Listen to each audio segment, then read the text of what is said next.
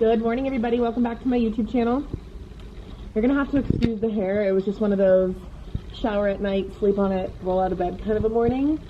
I don't know where you live, but where I live, it's getting really dark in the morning and it's staying really kind of like gloomy, which is awesome.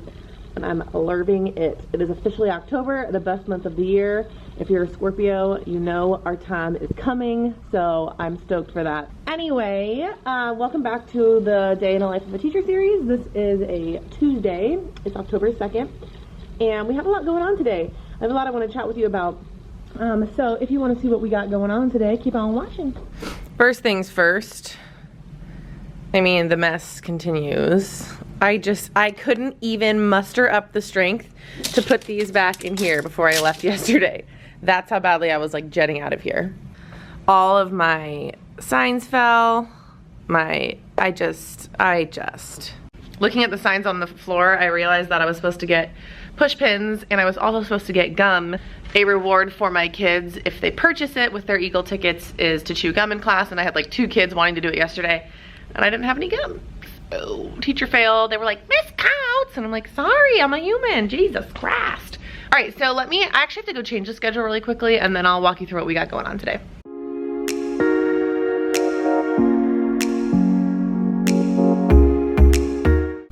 All right, so it looks a lot like every other day. Morning meeting, math I'll chat about in a second. Same with reading, recess, ELA centers, PE, lunch, read aloud, writing, our social studies unit, pack up, and then we go home.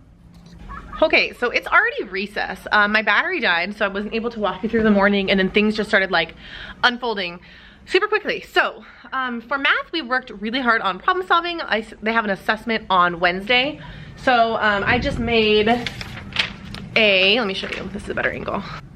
I made a word problem extravaganza worksheet, and we walked through all these together because they're just at the point where they just need that support, and then they did the backside and we reviewed that together. So that's what we did for math. And then for our reading block, we didn't really do any reading. We did all kinds of like restating the question work. So that's a skill that they're gonna need for not only reading comprehension, but also for math, writing and math, because we do this big thing called RAP. R, restate the question A, answer the question P, prove you are right and wrap it up. So they need that restate the question part. So we did that today. With like just silly questions like, what is your favorite holiday? My favorite holiday is, so we practiced restating the question, and then I'm gonna reinforce that in small groups today. So I'll show you the worksheet that we did for that, just in case you wanna know. It just looked like this. Where is your favorite place to visit and why? So this was really fun, and they really got the hang of my favorite place to go is blank because my favorite holiday is. So just basic restating the question skills is what they did. And then in small group, we're gonna work through what this would look like if we're answering questions in a text. So yesterday we read a story called The Day the Relatives Came. So these are all questions about the story, and we're gonna work through this together, restating the question and then finding our answer in the text. So that's what we're doing in small group. I'm doing that with all of my groups.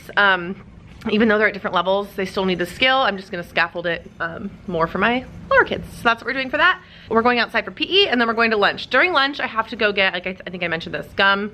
And I have to get a variety of snacks because for writing, we're talking about the sense of taste. So last week I did the same activity for touch. I had like brown bags, and they had to, without looking, reach in and feel the object and then describe it. So I think I had like a Mr. Clean sponge, I had a wet wipe, a toothpick, and a marble. So they had to think of all sorts of different adjectives to describe that. Today we're gonna do the same thing with taste. I'm gonna do like sour gummy worms for sour, chocolate for like sweet or creamy or chocolatey. And then I'm gonna do, I think like goldfish, salty, cheesy, I don't know. We'll see what kind of adjectives they come up with. And then a couple other things I can't think of. So that's what we're gonna do for writing, which will be super fun. And I'm gonna try and get some footage of that because that'll be neat.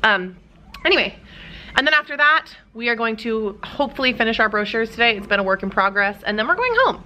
And then at the end of today, I have a triad meeting, which means I'm meeting with my psych coach and my principal just to talk about my progress through our induction program, which is neat.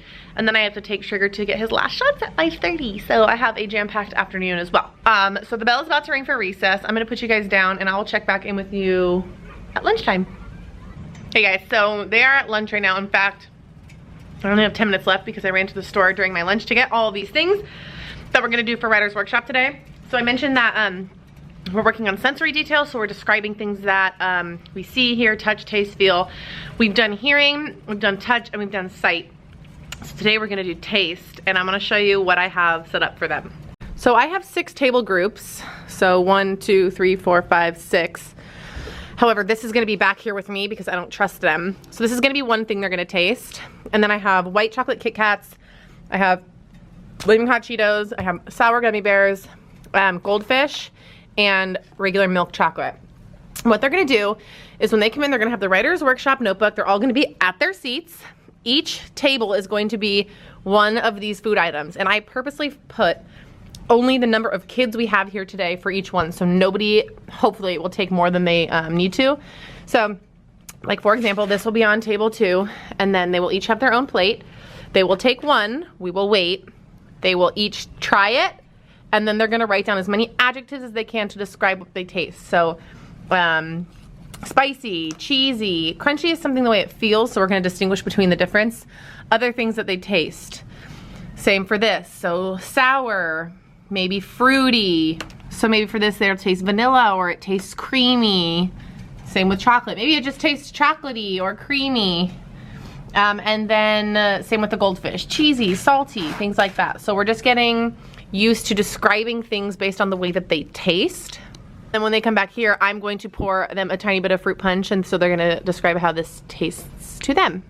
I should say, prior to this, we're gonna make a list of all kinds of adjectives that describe tastes, so they have a word bank to pull from.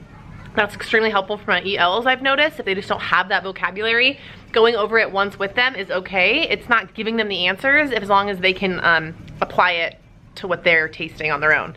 So that'll be fun, and then after they taste everything, they're working on little stories, and they're gonna add to their stories and try to add some taste sensory detail. Maybe they tasted a cookie or I don't know, whatever they're talking about in their story. So they're gonna add some adjectives and details to that. So that'll be fun, that'll be our afternoon. And then they're gonna work on brochures, and we're pretty much done. So I'm gonna get some footage of them doing this, and then I will check back in with you guys at the end of the day. All right, it is officially the end of the day. I feel like I can always just tell because my eyes get darker by the end of the day. I feel like I was a really bad vlogger today. I feel like I didn't vlog the tasting activity like I said I would because I was at my back group pouring fruit punch, so I couldn't get up and walk around, but they loved it. The adjectives they were coming up with, like milky, creamy, even though things like they feel creamy, I don't know, it was so awesome. They fizzy, I don't know. It was really fun. So after that, we just finished working on our brochures. So I am just going to clean a couple things up, and then I have a meeting, and like I said, I have to take Trigger to the doctor, so I'm gonna start cleaning some stuff up. Let me just give you an overview of the room so you can see the hot mess express that exists in my life. Broken down anchor chart. This happened today. Oh yeah, not kidding. A sweet child that keeps leaning back in their chair, full blown. Like, I just don't even know. What do you guys do about kids that lean back in their chair? I don't want them to have these instead because they're a reward, but at this point I'm kind of like, it's a safety issue, so maybe I'll just give him one permanently. That's ridiculous. I've never seen that before. Clipboards on the ground. Just the aftermath of a day. More anchor charts that have fallen because I didn't get any push pins. The work I need to go through. I mean, I just can't. I mean, that's really it. Other than that, we're decent. All right, now that the day is done, I kind of want to just quickly come back here and chat with you guys. One of the last times I was sitting in this chair, I was kind of venting to you about real life, and I was kind of opening up to you about my mental health struggle and how I was suffering from a lot of stress and anxiety. And I really wanted to bring that up because a couple reasons. October 10th is National Mental Health Awareness Day, and mental health is something that I've become really passionate about. One, because it's affected my life. Two, it's also affected a lot of people that I love's lives. And three, my best friend happens to be a national board member for NAMI, which is National Association for Mental Illness. I believe that's what it stands for. She's the youngest person to ever be on the board, which is super neat. So she's super involved with mental health and has opened my eyes to a lot of the stigma and the things that surround mental health. And like I said, it's been affecting my life probably for the last 3 years or so. So I really quickly wanted to just share something with you guys. I will never share or promote anything that I don't think will be beneficial to at least one of you out there. If something I say reaches one of you, then that is enough. That being said, a company reached out to me based on that video that I posted and saw that a lot of you are commenting saying that you have experienced the same feelings and that you're going through the same types of things things that I am going through. So many of you have DM'd me saying that that video really helps you get through a struggle that you are getting through. So this company reached out to me and they're called BetterHelp. So essentially what BetterHelp is it's online counseling, which I think is really cool for a couple of reasons. One, it's so much cheaper than like traditional therapy. Now, I don't go to therapy. I have learned how to cope with my anxiety on my own, but I do know based on my experience with loved ones that doing things on your own isn't always the best thing. So I think therapy and counseling is life-changing in those regards. Now, again, I've never done this. I'm just saying that I think there are people out there that can benefit from something like this. So essentially how it works is you go in, you send a request in. So once you submit your request, they will contact you within 24 hours by either phone, chat, video, or online chatting. They are willing to offer all of the things that normal therapy could provide. Again, I just bring this up because so many of you reached out to me saying that you were struggling with the same types of feelings and things that I was going through. So I would feel like I was doing you a disservice if I wasn't at least bringing it to your attention. Do I personally use the service? Like I said, no, because I don't feel like I'm at a point where I need to have one-on-one counseling. That being said, you might be in a different boat. So I just wanted to throw that out for you guys. Down below, I have a link for you to click on. If you're interested, you can check them out, see if it's something that will work for you. And if it is, or if you do something similar, go ahead and leave me a comment down below. I'd be really interested to know how many of you could benefit from something like this. I do need to throw out there that BetterHelp is by no means a crisis line. That is not their target. That is not what they're aiming to do. They are simply there to give you licensed counseling and things like that. This is not the type of line you need to call if you are in a mental crisis. All right, I'm gonna stop rambling. Like I said, I just felt like if this is something that could help even one of you out there, I wanted you to have access to it. So that being said, I'm gonna move on and show you what I got going on for the end of the day.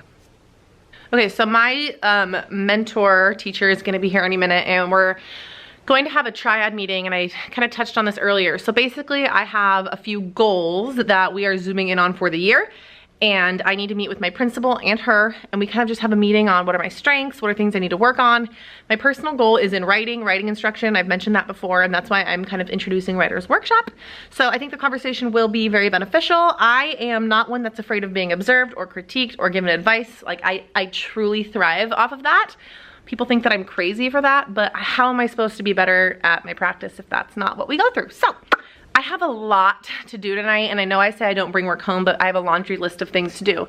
It does not help that I bartend on Wednesday nights, so I don't have any time tomorrow night. So I need to create a Kahoot quiz for tomorrow. We're gonna use that for the first time for our math review quiz. I need to create Math Jeopardy questions for a more in-depth review after our Kahoot practice. I need to edit and upload this vlog. I need to pack for my trip. I'm leaving on Thursday. I'm not gonna be here Thursday. We don't have school Friday.